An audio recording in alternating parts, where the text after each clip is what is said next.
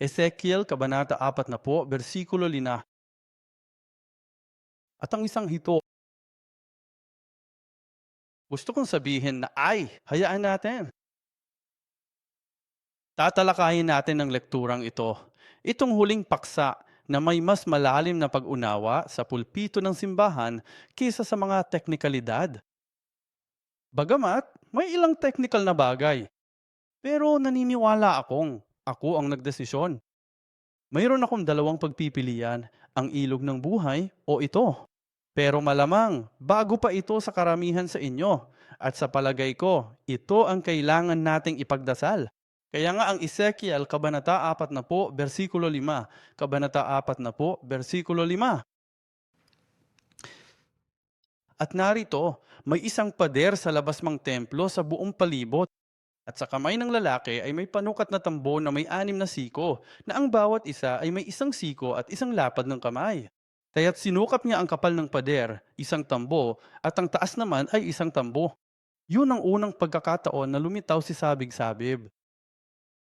Ang kasaysayan ng Biblia at ang pagtubos ay tungkol sa pagtatatag ng templo kung saan maaaring makipagtagpo ang Diyos sa kanyang mga tao. Paulit-ulit ko na itong sinasabi eh. Ang tumutubos na katotohanan ng Diyos ay inihahayag sa pamamagitan ng disenyo at pagtatayo niyang templo sa bawat panahon. Kaya ang mga sukat, ang iba't ibang bahagi ng templo ay dinisenyo upang ipaalam sa atin ang tungkol sa proseso at layunin ng pagtubos. Kaya kailangan itong matupad habang tayo inabubuhay sa mundong ito. Layunin ng paghahayag ng templo ni Ezekiel para sa pag-unawa at pagsisisi upang bigyan tayo ng pag-asa. Kaya bilang resulta ng pag-aaral tungkol sa templo ni Ezekiel, ito ang kailangang maganap. Kung hanggang ulo na lang ang natitira, wala nang silbi. Baka mas maging maalam ka ng kaunti. Ngunit kung hindi ito magdudulot ng anumang pagbabago sa ating buhay, hindi natupad ng salita ng Diyos ang layunin nito, o hindi nating natupad ang ating layunin sa pagtanggap ng salita ng Diyos. Kaya't naway bigyan tayo nito ng pangunawa. Ngunit kasabay nito, kapag naunawaan natin ang tungkol sa makalangit na katotohanan, kailangan nating magsisi at higit pa rito, kailangan nating makahanap ng pag-asa. Sa simula ng seryeng ito kahapon, nabanggit ko ang sitwasyong ating ginagalawan ngayon. Isang bagay na hindi pa natin nararanasan bago ang sitwasyong ito ng COVID-19. Pero dalangin ko na sana ay bigyan tayo nito ng pag-asa kahit sa ganitong sitwasyon. Kasaysayan ng templo ng Diyos. Ang Hardin ng Eden, ito ay isang pagbabalik-aral sa pinag-aralan natin noong huling punta ko rito. Ang tabernakulo ng Arka ni Noe nung panahon ni Moises, templo ni Solomon, templo ni Zerubabel, at pagkatapos ay si Jesus ang tunay na templo at ang pangwakas na templo ay ang bagong Jerusalem. Ang lahat ng ito ay nilikha ng Diyos hanggang sa templo ni Zerubabel. Ang templo ni Zerubabel ay muling binago o dinagdagan ni Herodes, at ito ay naging templo ni Herodes. Okay? Ang lahat ng ito ay nilikha ng Diyos o sa pamamagitan ng kanyang mga tagubilin, hindi sa pamamagitan ng kalooban o plano ng tao. Dalawang templo na hindi nabanggit dito ay ang templo ni Ezekiel at ang templo ni Jesus. Ang mga templong ito ay hindi itinayo sa lupa, kundi kumakatawan sa templo ng huling panahon. Gulit kasabay nito, ang makalangit na templo ang kailangang matupad dito sa lupa, hindi sa pamamagitan ng pagsisikap ng tao o pagtatayo ng tao, kundi sa pamamagitan ng biyangya ng Diyos na hindi lamang sa Kanya. At kailangan muna natin itong itatag sa ating mga puso, sa ating mga pamilya, at sa ating mga simbahan ngayon. Natatangi ang templo ni Ezekiel. Ipinakita ng Diyos ang lahat ng sukat at paglalarawan, ngunit hindi niya kailanman inutos na ito ay itayo. Mayroong itong mga kahulugang nakapagpapatubos. Ang mga espiritual na kahalagahan ay nakatago sa bawat aspeto ng templo. Dalawang templo na hindi nabanggit dito, iisang slide. Isa sa mga natatanging kawili-wiling aspeto ng templo ni Ezekiel ay ang salitang sabib ay nagmula sa pandiwang Hebreyo na sabab, hindi kebab. Ang sabab ay nangangahulugang umikot, umikot, pumaligid o yakapin. Sa Biblia, ang mga paglitaw ng sabib, ang salitang ito na sabib, Ang sabib ay ginagamit bilang pang-abay, tulad lang sabab na ang pandiwa ay nag-iikot. Ang ibig sabihin ng sabib ay paligid, lahat sa paligid. Sabi sa Biblia sa Hardin ng Eden, Kabanata 2, talata Genesis 2:11. Ang pangalan ng una ay Pison. Umaagos ito sa paligid ng buong lupain ng Havila kung saan may ginto. Oo, may ilang bagay na nakapalibot doon. Nakapaligid sa gawain ng Amtim, isang uri ng bagay na nakapalibot sa gawain ng pagpapalang ng Diyos. Ang pangalan ng pangalawang ilog ay Gihon. Umaagos ito sa paligid ng buong lupain ng Cush.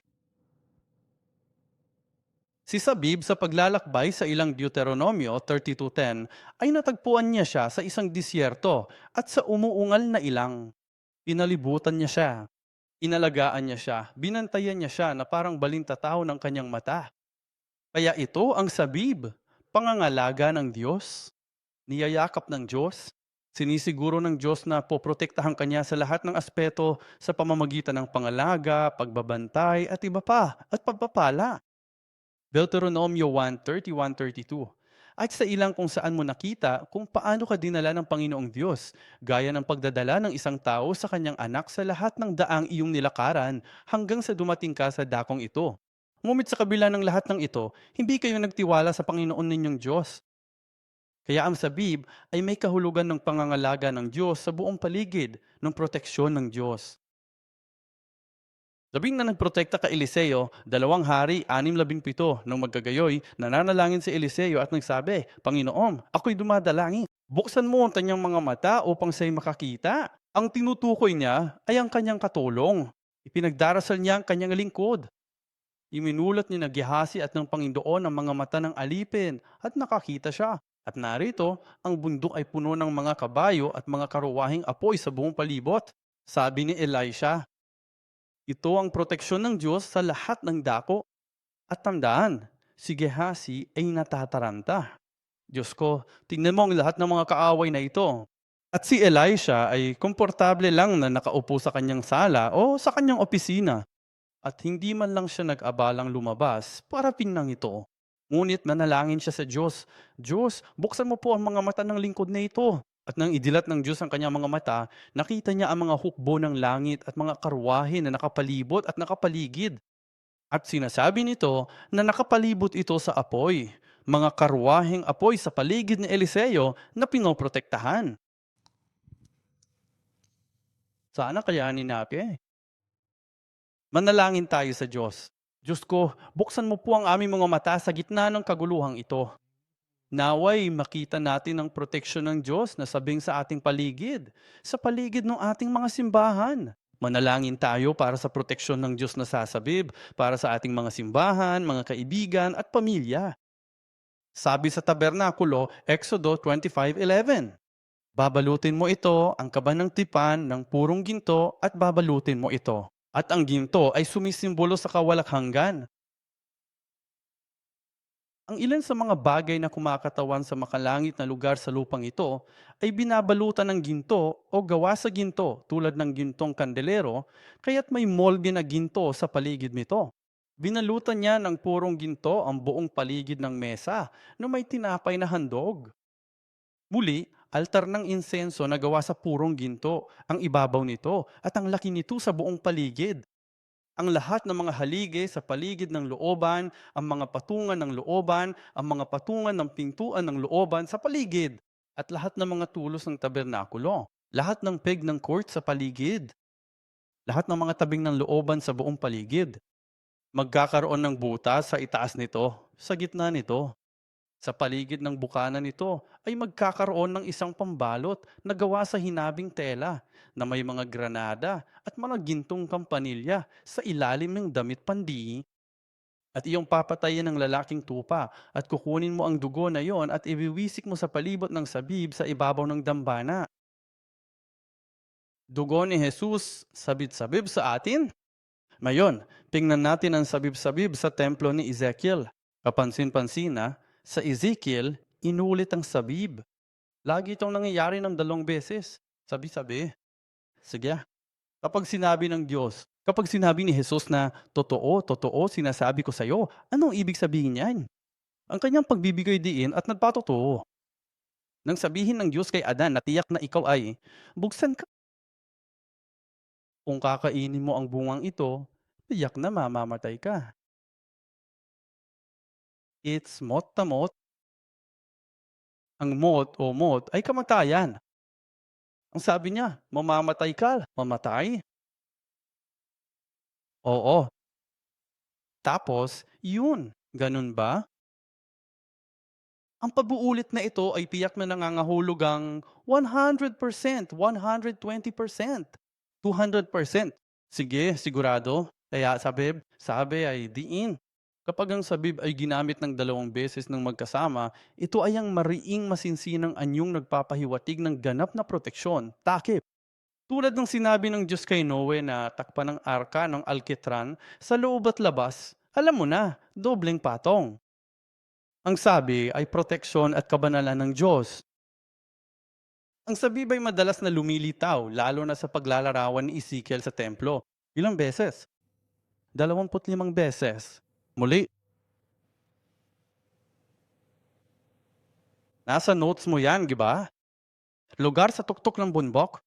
Ito ang unang pangyayari.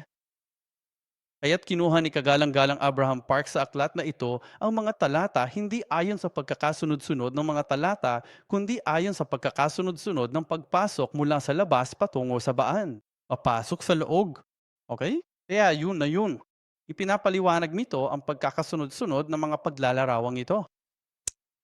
Kaya unang lumitaw si Sabib, si Ezekiel ayon sa ganitong pagkakasunod-sunod. Ezekiel 43:12, lugar sa tuktok ng bundok. Ipinaliwanag ko na kung paano ang templo ay isang bundok, di ba? At kaya sa tuktok ng bundok, pinabanal niya. Pinaligiran muna ang bundok,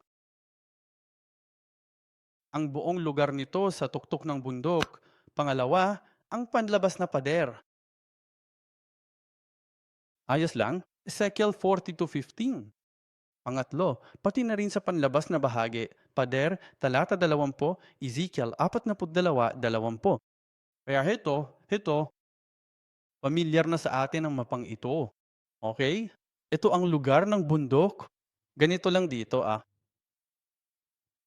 At siya ang tinutukoy nating sabib na kauna-unahang taong matagumpay na umikot sa buong paligid ng malaking bundok na ito, di ba? At pagkatapos ay salibig sa paligid ng pader ng templo. Nakikita mo ba ang ginagawa ng Diyos dito? Nagpapabanal siya mula sa labas. Pader sa paligid ng templo. Ang-apat na pader sa paligid ng templo. Okay? Hindi lamang ang panlabas na pader, kundi pati na rin ang pader sa paligid ng templo. Malaking diin ang ibinigay sa dingding. At saka ang outer court. Okay? Kaya iyan ang pang-apat na sabib sa paligid ng pader. At saka yung outer court dito. Okay? At bangketa. Sabib sa bangketa. Ito ang ito ang bangketa, ang luntiang lugar, ha? At pagkatapos, sisabis ng portiko.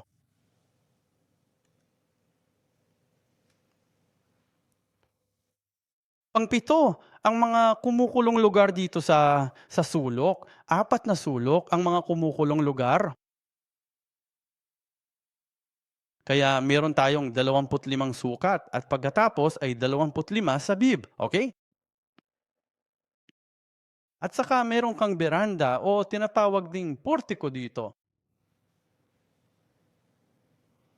Nakikilala mo ba ito? Ito ang pintuan patungo sa panlabas na patio, arangkahan patungo sa panloob na patio. Ito ang panloob na patio at ito ang santuario. At narito ang portiko.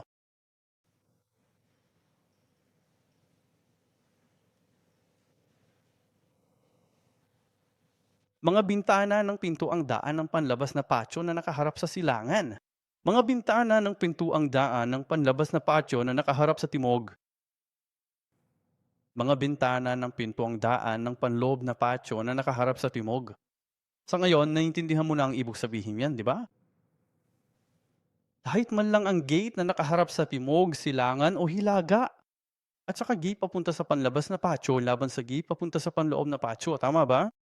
Sige. Mga bintana ng pintuang daan ng panloob na patio na nakaharap sa silangan. Mga bintana ng parangkahan ng panloob na patio na nakaharap sa hilaga. Pader ng tarangkahan ng panlabas na patio na nakaharap sa silangan. Sige, narito na siga. Yabo.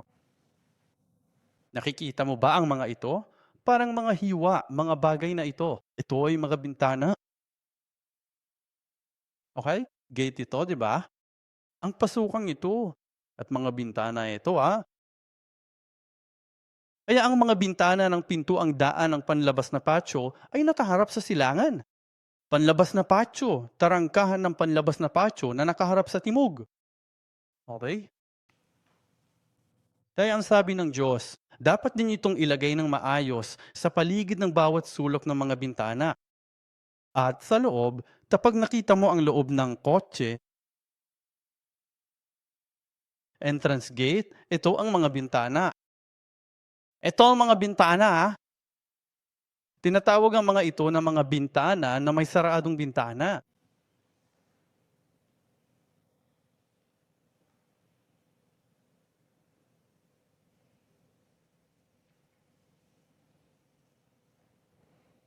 Dobleng kawit sa tarangkahan ng panloob na patio na nakaharap sa hilaga. Okay, nakaharap sa hilaga, ang loob ng gate, may mga dobleng kawit dito. Sa loob, ito ang mga dobleng kawit.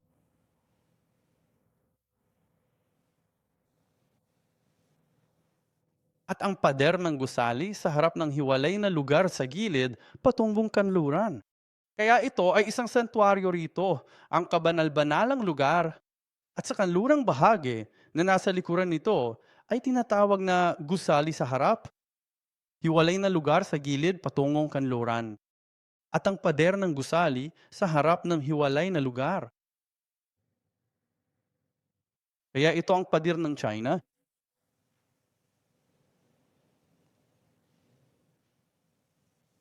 Ikalabing-pitong na mga panels, ikalabing-walong pader sa paligid ng panloob na bahay, at sa labas, 19, pareho lang.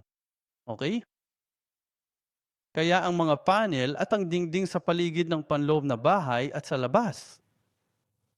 Kaya ito, mga panel sa loob na may disenyo ng puno ng palma at ng kerubin. Sige, kaya panloob na bahay, pader sa paligid ng panloob na bahagi ng pader, at ng panlabas na bahagi ng pader, lalo na ang panloob na bahagi ng aming bahay, at sa aming bahay, at sa labas. Okay, at saka ikadalawampung posisyon ng gilid na CH. Posisyon ng mga silid sa gilid sa paligid. Kaya ang mga ito ay dinisenyo sa anyong nakapalibot sa santuario na napapalibutan ng mga silid. Napapaligiran ito ng mga pader. Parang mga sibuyas, magbalat ka. May isa pang bagay, balatan at balatan. May mga patong-patong na nakapalibot na dingding ng mga silid sa gilid. At pagkatapos ay ang taas ng mga silid sa gilid, nakapalibot kahit sa taas ng mga silid sa gilid. Plataporma ng mga silid sa gilid. Ang plataporma ng mga silid sa gilid. Mga dingding ng mga silid sa gilid. May hiwalay na lugar sa paligid ng templo sa bawat panig. Ito ang templo. At ang nuntiang lugar na ito ay isang hiwalay na lugar sa paligid ng templo. Libreng espasyo ng mga silid sa gilid. Okay? Sa buong paligid. Iyan ang 25. Sabi. Ah, Konklusyon. Sa mayon, alam mo na yan. Ang konklusyon ko ay kasing habaan ng katawan. Ang pagbibigay diin sa sabib ay nagpapakita ng pangangalaga at pagmamahal ng Diyos na nagpoprotekta at nagliligtas sa atin. Ang pag-ibig ng Diyos ay sumasaklaw sa ating lahat na yon. Ang kanyang biyaya ay sumaatin habang ang arka ni Noe ay nababalutan ng alkitran. At ang mga Israelita, ang ilang ay pinoprotektahan ng mga haliging apoy at ulap. Ang problema ay hindi natin nakikita ang proteksyon ng Diyos at nagsisimulang magduda tulad ng lingkod ni Eliseo at ng mga Israelita. Kaya nga tayo ang gumagawa ng sarili nating sabib mula sa mga makamundong bagay. Alam mo, ginagamit natin ang sarili nating mga hakbang at pamamaraan para makahanap ng isang bagay na poprotekta sa akin, isang bagay na magbabantay sa akin, isang unan na pangkaligtasan para sa aking sarili. Ngunit kung hindi ito ang sabib ng Diyos, lahat ay magugunaw. Sa panahon ngayon, mayroon na tayong sariling sabib. Mahigit o sa Biblo, ang sabib sa templo ni Ezekiel ay kumakatawan sa pagpapabanal. Tanging ang mga piling tao na dumaan sa paglilinis ang makapapasok sa bagong Jerusalem at makakatagbo ng Diyos. Hagay, Kabanata 1:6. Marami na ang inyong inihasik, ngunit kaunti lamang ang inyong inaani. Kumakain kayo, ngunit hindi pa rin sapat para mabusog. Umiinom, ngunit hindi ka sapat para malasing. Nagsuot kayo ng damit, ngunit walang mainit na tao. Ang kumikita ay kumikita ng saod na ilalagay sa supot na may mga butas. Ganito ang sabi ng Panginoon ng mga hukbo, gunitain ninyo ang inyong mga lakad. Umahon kayo sa mga bundok, magdala ng kahoy at muling itayo ang templo upang ako'y malugod dito at luwalhapiin, sabi ng Panginoon. Tayo'y nadahanap ng marami, ngulit narito, kakaunti ang dumarating. Kapag iniuwi mo, tinatamad ako. Bakit? Sabi ng Panginoon ng mga hukbo, dahil sa aking bahay na nananatiling wasak, samantalang ang bawat isa sa inyo ay tumatakbo patungo sa kani-kaniyang bahay. Ipinapaalala nito sa akin na hindi ko sinisisi ang mga tao at ang kanilang mga reaksyon. Ngunit ang isa sa mga pinakamalaking misteryo ng mga reaksyon ng mga tao ay ang pagbili ng toilet paper. Pupunta ba sila sa sabi-sabi dala ang toilet paper? Isa sa mga pinakamalaking misteryong nauunawaan natin ay ang pagbili ng pagkain, bigas, tinapay at tubig. Ano ang toilet paper? Sa likas na ugali, tayong mga tao ay kailangan mag-alala tungkol sa kung ano ang papasok at kung ano ang lalabas. Isipin mong meron kang lahat ng uri ng pagkain at kailangan mo nang umalis pero walang toilet paper. Pero lahat ay tumakbo papunta roon. Nakikita natin ang lahat ng uri ng video, larawan at karton tungkol sa mga taong bumibili ng pagkain, toilet paper at mga ekstrang refrigerator at lahat na. Amangha-mangha. Hindi ko sinasabing huwag mong gawin kung kailangan mo naman. Kung komportable ka na, sige lang. Pero alam mo, nakikita natin sa Korea, lalo na noong may malaking pagdami ng mga kumpirmadong nahawa, maraming taong pumupunta, pumipila at pumipila ng kilometro para bumili ng mask. At nagsisimula silang pumila mula mga 2:00, 3:00 ng madaling araw para lang makakuha ng 2 maskara. Dahil nilimitahan ng gobyerno ang 2 maskara para sa bawat tao. At narinig ko ang isang pastor na nagsasabing, ilang tao ang pumipila sa simbahan para manalangin ng ganong kaaga para humingi ng proteksyon sa Diyos. Ilang tao ba talaga ang pumipila para makapasok sa simbahan para manalangin sa pagsamba sa bukang liwaway? Serbisyo ng panalangin sa bukang liwayway. Gaano karaming tao ang nag-aalala tungkol sa pag-iimbak ng pagkain? Ngunit gaano karaming tao ang nag-aalala tungkol sa pag-iimbak ng salita ng Diyos? Dahil sinasabi ng Biblia na ang tagutom ay hindi magiging tagutom sa pagkain, tagutom. Nasa Amos ito, di ba?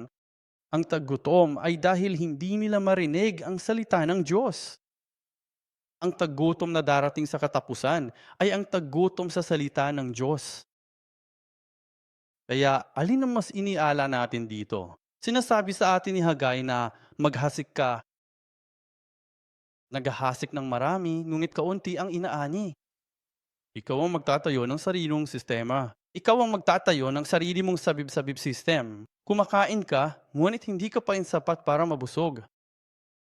Kita mo, ang biyaya ng 8 ay ang kumain ka ng buo at kumain ng isa pa, karapatang mabusog, upang masayahan. Ito ang kabaliktaran. Pero kulang ang dami, parang malasing. Kulang ang mga toilet paper. Nagbihis ka ng damit. Wala ito sa Biblia. Dagdag ko lang. Nagbihis ka, pero walang sapat na init at iba pa. Ito ay dahil sinasabi ng Diyos na ito ay dahil. Tingnan mo ang aking simbahan, ang aking bahay. Ito'y nananatiling tiwangwang. Tingnan mo ang iyong espiritualidad. Ang templo ni Ezekiel ay nasa iyo. Kumusta na kaya ang kalagayan nito ngayon? Awit 127:1. Maliban ng Panginoon ang magtayo ng bahay, walang kabuluhan ang pagpapagal ng magtatayo nito. Kung hindi binabantayan ng Panginoon ang lungsod, walang kabuluhan ang pagpupuyat ng bantay. Ang maskara natin ang kailangan natin ngayon. Ngunit kung hindi tayo paprotektahan ng Panginoon, hindi tayo paprotektahan ng ating maskara. Ang anghel ng Panginoon ay nagkakampo sa paligid ng mga natatakot sa kanya. At itong nasa paligid ay si Sabib, tama ba? At inililigtas sila. O tikman at tingnan ninyo na ang Panginoon ay mabuti. Mapalad ang taong nangangalong sa kanya. O matakot kayo sa Panginoon, kayong mga banal niya. Sapagkat sa mga natatakot sa kanya ay walang takulangan. Kaya ang susi ay kabananan. Ang sabib na ito, ang sabib ay tinitiyak ng Diyos na tanging ang mga banal lamang ang makakapasok sa templo ni Ezekiel sa kaharian ng Diyos. Kabanalan, nabanggit ko kanina, ang kadosh o kodesh, kadash sa iba't ibang anyo, tulad ng panguri, pangalan at pangabay o pandiwa na pagtatalaga. Ang ibig sabihin nito ay ihiwalay. Ang templo ni Ezekiel ay napapalibutan ng kabanalan sa buong paligid. Hebreo 12:14, sundin ninyo ang kapayapaan sa lahat ng tao at ang pagpapakabanal na kung wala ito ay sino man ay hindi makakakita sa Panginoon. Itaguyod ang pagpapabagan. Kung wala yan, hindi mo makikita ang Panginoon. Ang pagpapapanal ay ang proseso ng pagiging banal. At kung wala ang gayong pagpapabanal at kabanalan, hindi tayo makakapasok sa templo ni Ezekiel, spiritual na kaharian ng Diyos. Ang ibig sabihin ng banal ay inilaan para sa Diyos o ng Diyos. Okay, kung sasabihin ng Diyos na tinatawag ka niya at sinasabing tinatawag ka niya. Pinili kita, itinalaga kita para sa aking layunin, kung gayon ikaw ay banal. Ang Diyos ang nagpapabanal sa atin at siyang nagpapabanal sa atin. Kung kukunin mo ito, hindi ko kilala ang mikroponong ito. At ang mikroponong ito ay ginagamit saan man sa mundo, o sa labas, o sa loob. Hindi ito banal. Ngunit kung ito ay itinalaga, inilaan para lamang sa Diyos, kung dayon ang mikroponong ito ay magiging banal. Kaya ipinalaga lamang para sa Diyos o itinalaga ng Diyos? Dalangin ko na ang bawat isa sa atin ay maging mga banal na taong itinalaga ng Diyos at para sa Diyos. Ang kabanalan ay hindi nagmumula sa akin. Ang kabanalan ay hindi nagmumula sa iyo. Ako, ng paisa-isa. Hindi ako maaring maging banal o mapabanal sa pamamagitan ng aking pagsisikap.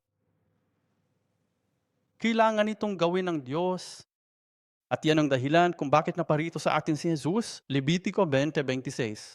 Kaya kayo'y magiging banal sa akin, sapagkat akong Panginoon ay banal. Okay? Parang ama, parang anak. Kung gusto ninyong maging mga anak ko, kailangan ninyong kunin ang aking mga katangian. Kailangan mong maging katulad ko at iyan ang kabanalan. Sabi ng Diyos, ako'y banal, kaya kailangan ninyong maging banal. At sinabi niya, ibinukod kita mula sa mga tao upang maging akin. Ano ba ang sinasabi niya? Akin ka, kaya maging akin ka. Ipinahayag niya, akin ka. Pero sinasabi natin, oh, pwede ba akong ibahagi? Alam mo, pwede akong maging iyo tuwing linggo. At pagkatapos ay pwede na akong maging mga kasintahan ko kinabukasan. At pwede na rin akong maging mga amo ko. At ilan ang mga may-ari o ilan? Ilan ang mga maestro? Panginoon, ilan ang mga Panginoon natin? Pero ba, Panginoon natin.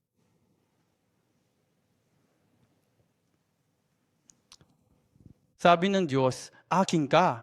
Amen. At sabi niya, "Maging aking ka na maging aking ka." Yan ang pagpapapanal.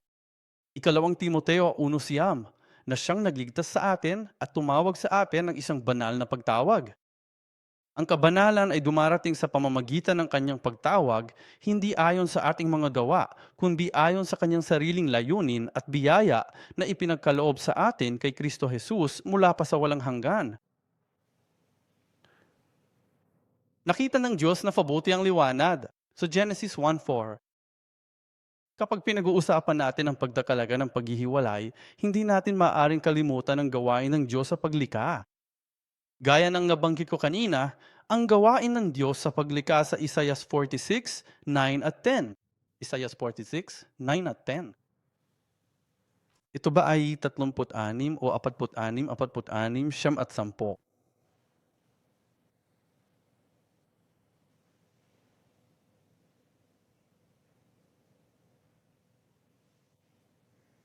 Alalahanin ninyo ang mga dating bagay na matagal nang nakalipas.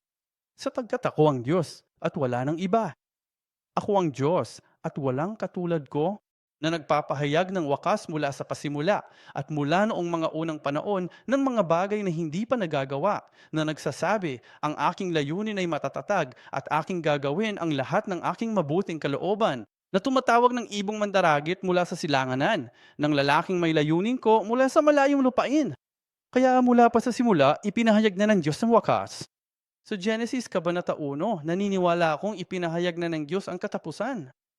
Inilalatag sa Genesis Kabanata 1 ang blueprint, ang plano para sa buong kasaysayan ng pagtubos, at ang gawain ng Diyos sa paglikha ay inuulit sa gawain ng Diyos sa pagtubos.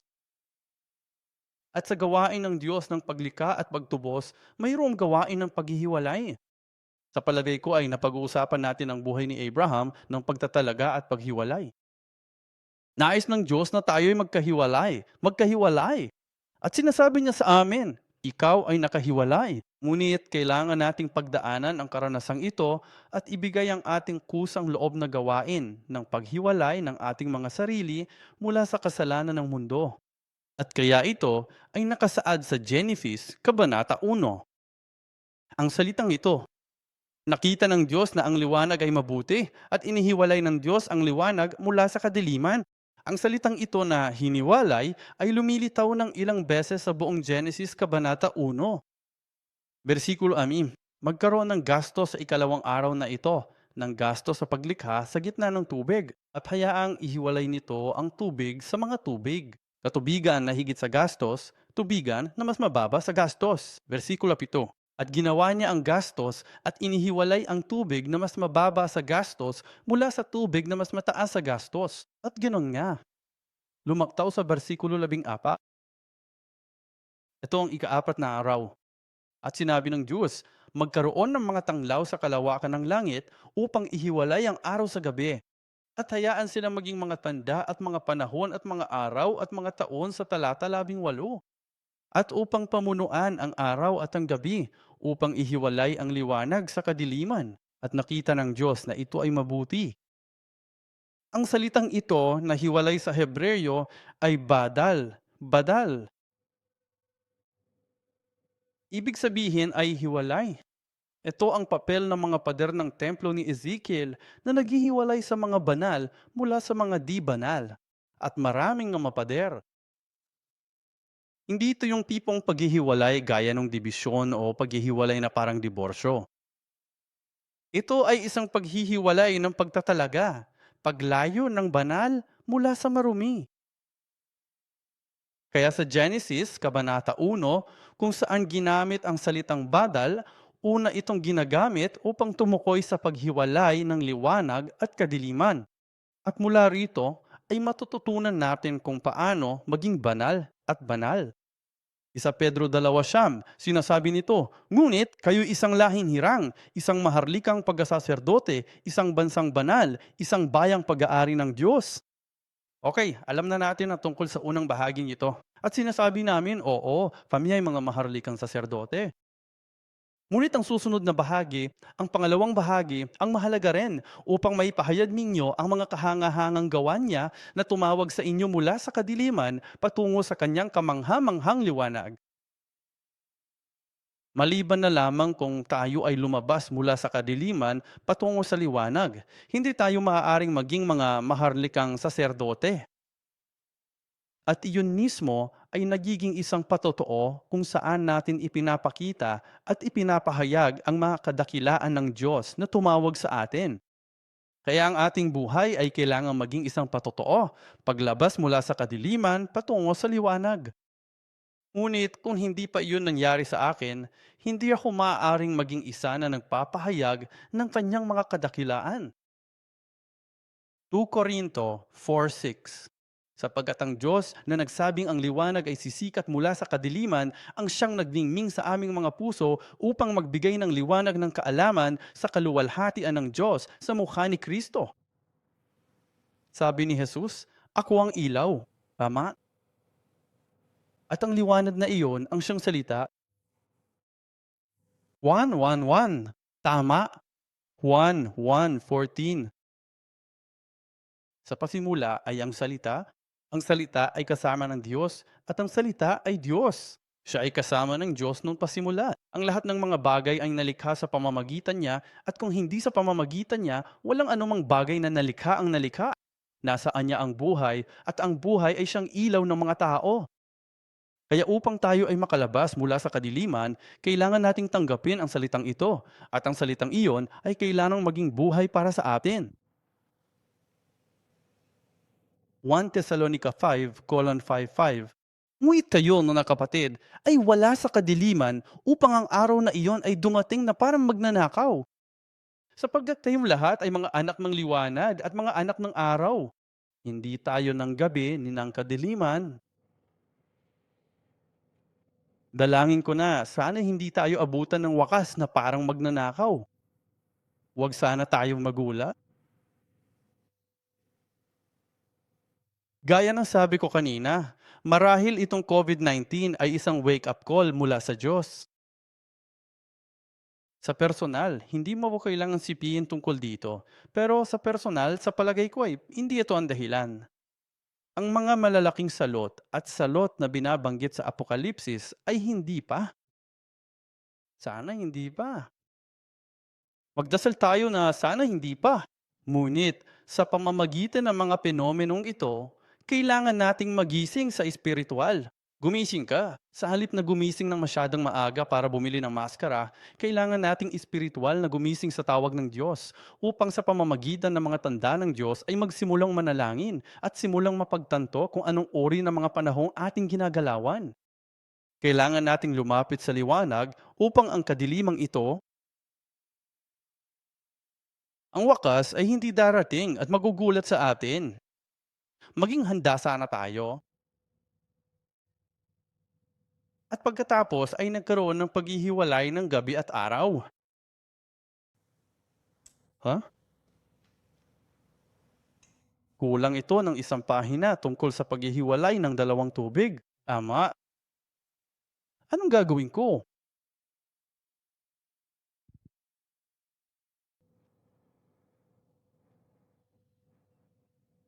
Hindi ko itatanong yan. Sige. Ano wa? Paghihiwalay ng mga malalawak na tubig. Tunay na maaari tayong makakuha ng mahahalagang aral mula sa likas na mga kaganapan at pinomeno ng katubigan sa ilalim at katubigan na matatagpuan sa kaitaasan. Sige, natural, meron.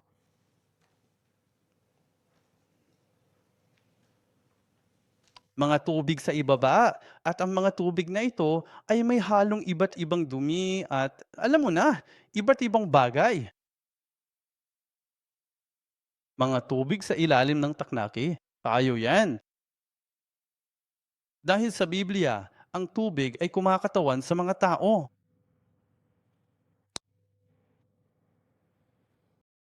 Sa pahayag 12, sinasabi nito, sa aba ng mga nasa dagat at lupa, ngunit mapalad ang mga nasa langit. Tatlong antas ng tao. Espiritualidad ng mga tao. Ang lupa ay kumakatawan sa isang lugar kung saan maaaring itanim ang binhi at maaari itong sumibol at mamunga. Kita nyo, maraming beses sa Biblia, ang patutot ay nakaupo sa dagat. Sumangguni tayo sa Pahayag, Kabanata 17. Ito,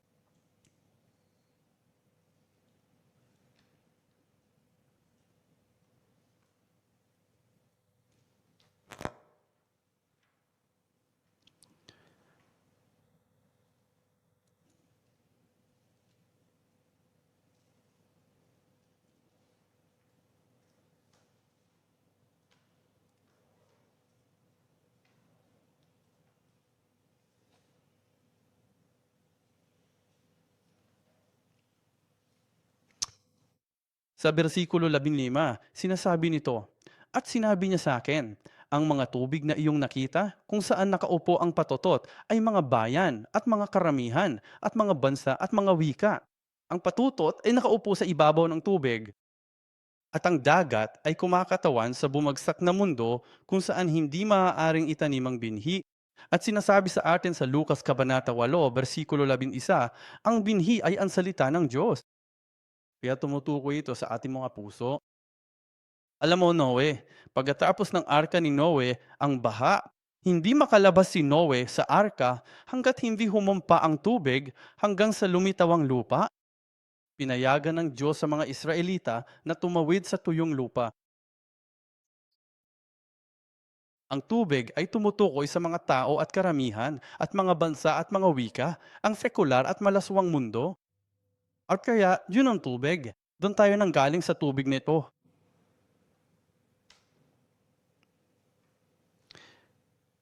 At pagkatapos ay mayroong isa pang grupo ng tubig.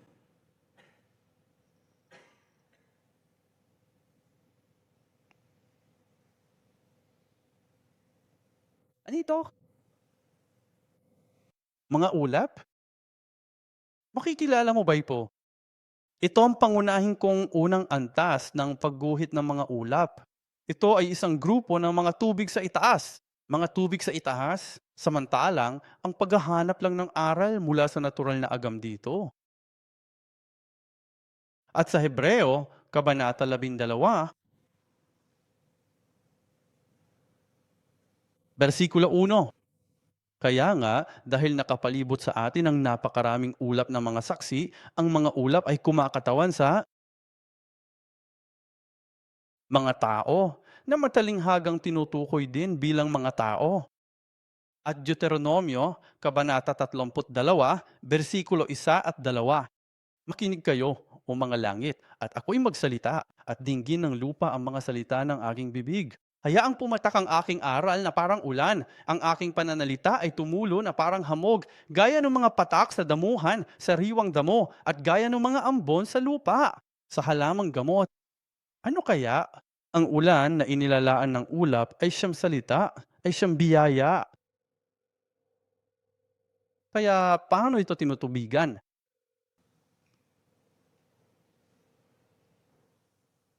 Paano nagiging tubig na iyon ang tubig na ito? Paano nagiging tubig sa itaas ang tubig sa ibaba? Pansingaw, anong kailangan mo?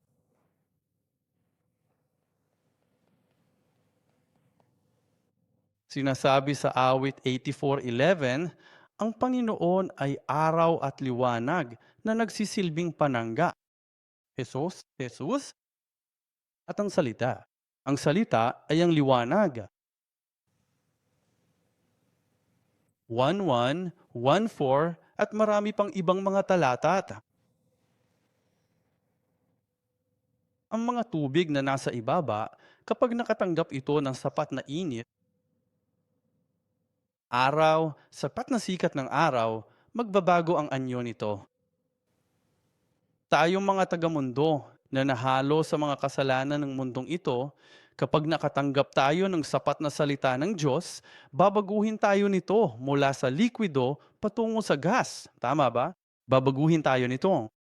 At kapag ang tubig na H2O ay sumingaw, hindi nito natatanggal ang dumi kasama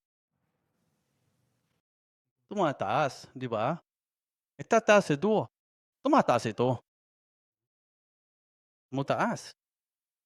Habang tumataas ang insenso, tumataas din tayo. Nagbabago ang ating buhay. Ang ating buhay.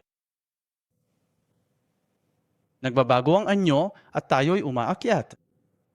At yung mga umakyat na nagbago sa kanilang anyo, sila ay itinataas sa espiritual. Nag-uusap tayo sa buhay natin. Silang nagsama-sama at nagiging ulap. Kaya nga sinasabi sa atin ng Hebreyo Kabanata 12 ang tungkol sa ulap ng mga saksi. Tama? Parang simbahan. Tama. Ito ay isang grupo ng mga ninuno ng pananampalataya na binabanggit sa Hebreyo Kabanata 11 tungkol sa paghihiwalay ng mga tubig. Ito ang proseso ng pagtatalaga. Nakikilala natin si Jesus, tinatanggap natin ang sikat ng araw, tinutupad niya ang kanyang salita. Patuloy nating tinatanggap ang kanyang salita, tayo ay babaguhin at tayo ay magiging mga tubig sa itaas. Ganun ang proseso ng paghihiwalay. Yan ang pangalawang numero. Ngayon, ang pangatlo, panghuli, ang paghihiwalay ng gabi at araw. Nilikha ng Diyos ang araw upang pamunuan ng araw at ang buwan upang pamunuan ng gabi. Nabanggit ko kanina ang awit 84:11, sapagkat ang Panginoong Diyos ang araw at kalasag. Ang araw ay para sa mga taong pinamamahalaan ng araw, samantalang ang gabi ay para sa mga taong pinamamahalaan ng buwan. Kaya si Jesus ang araw. Kapag tayo ay pinamamahalaan ni Jesus, tayo ay nagiging araw. At sana'y wala ng gabi pa. Anong mangyayari kapag wala ng gabi? Anong mangyayari sa'yo? Anong mangyayari sa isang araw? Isipin mo ngayong gabi, maliwanag pa ang 6:00 mong gabi hanggang 7:00 ng gabi. At hindi darating ang gabi. Hindi pagkakatulog. Anong mangyayari? Hindi kailanman dumarating ang bukas. Parang tumagat ng 007, hindi kailanman dumarating ang bukas. Anong mangyayari kung hindi na dumating ang bukas? Konseptual lang ang sinasabi ko rito. Iyan ang kawalang handan. Ngunit kung minsan tayo ay pinamamahalaan ng gabi, ng buwan. Ano ang buwan? Ang buwan ang siyang sumasalamin sa liwanag. Tumatanggap ng liwanag mula sa araw at inirereflekta ito sa lupa. Tulad ni Juan Bautista, ang mga propeta. Minsan, sinasamba ng mga tao ang buwan. Doon nagmula ang mga munis, mga sumasamba sa buwan. Ang apelido niya ay buwan. Kaya nga ito, tinatawag na mumbis. Tama? Minsan ay sumasamba tayo sa ibang mga bagay. Ngunit ang ating buhay ay kailangang pamunuan ng anak na si Jesu Kristo. Hindi ko sinasabing sambahin ang araw. Yan din ay pagsamba sa Diyos Diyoson. Uri ng idolatriya kung sinasamba mo ang literal na araw. Ngunit dito, ang araw ay kumakatawan kay Jesus. 1:12:35. Kaya't sinabi ni Jesus sa kanila, konting panahon na lamang at ang ilaw ay nasa gitna ninyo.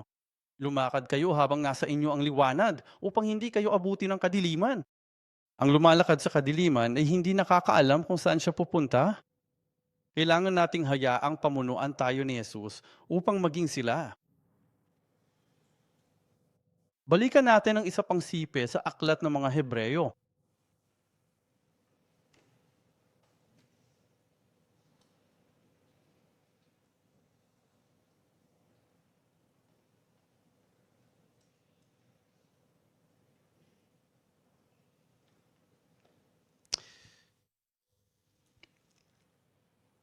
Versikulo 7.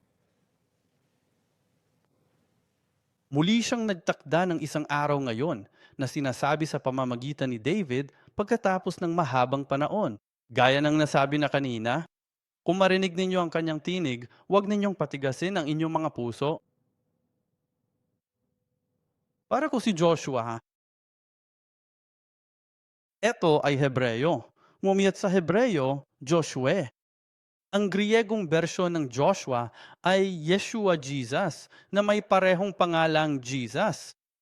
Kung binigyan sila ni Josue ng kapahingahan, hindi na sana siya nagsalita tungkol sa isa pang araw pagkatapos noon. Kaya't may natitira pang isang kapahingahan sa Sabat para sa bayan ng Diyos pagkatapos ng 6 na araw sa ikapitong araw.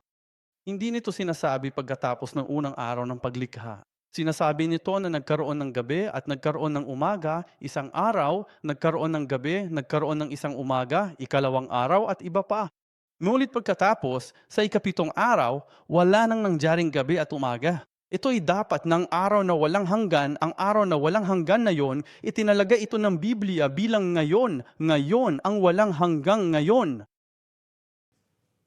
At dalangin ko na ang walang hanggang araw na iyon ay dumating sa atin, na tayo ay maging walang hanggan ngayon sa pamamagitan ng pamamahala ni Jesus mula simula hanggang wakas. Pahayag 12:1. Isang dakilang tanda ang lumitaw sa langit. Isang babaeng nararamtan ng araraw at ang buwan ay nasa ilalim ng kanyang mga paa. Ang buwan ay dapat nasa ilalim ng mga paa, hindi para sambahin. At sa kanyang ulo ay may koronang may 12 bituin. Pahayag, 14-4. Ito ang mga hindi nadungisan sa mga babae, sapagkat sila'y nananatiling malinis. Ito ang mga sumusunod sa kordero, saan man siya magpunta. Ang mga ito ay tinubos mula sa mga tao bilang mga unang bunga sa Diyos at sa kordero. At panghuli, Deuteronomio 32:10 ay natagpuan niya siya sa isang disyerto at sa umaalingawang na ilang. Kanyang kinubkob siya sa paligid, kanyang inalagaan siya, kanyang binantayan siya na parang isang balintataw ng kanyang mata. Pinalibutan tayo ng Diyos, pinapaligiran tayo. Alam kong nakapagdasal na tayo ng ilang minuto. Pero gumugol tayo ng mga 30 segundo para sa sabi-sabi ng Diyos, para sa inyong sarili, sa inyong pamilya, sa inyong mga mahal sa buhay, sa inyong simbahan, at sa bansang ito ng Singapore. At tayo rin ay mananamhin. Tayo manalangin upang ipanalangin ang lahat ng mga pagpapala at proteksyon ng Diyos na sabi-sabi sa panahong ito para sa lahat ng kanyang mga tao. Ipagdasal natin yan at ipinagdarasal namin ang mga taong medikal, ang mga taong nangangalaga sa kalusugan. Kaya't ipagdasal natin na panatilihin sila sa ating mga puso at ipanalangin natin ang sabibi-sabibi ng Diyos at hindi lamang ang proteksyong iyon, kundi pati na rin ang kabanalan ng Diyos na bumalot sa atin. At sa pang-araw-araw na buhay, maaaring nasa ibang bansa ang iyong mga anak at malayo sa iyo ang mga miyembro ng iyong pamilya o maaaring may ipinagdarasal ka. Ipanalangin natin na kahit hindi ako makakapunta roon para protektahan sila, poprotektahan naman sila ng sabib-sabib ng Diyos. Ipagdasal natin yan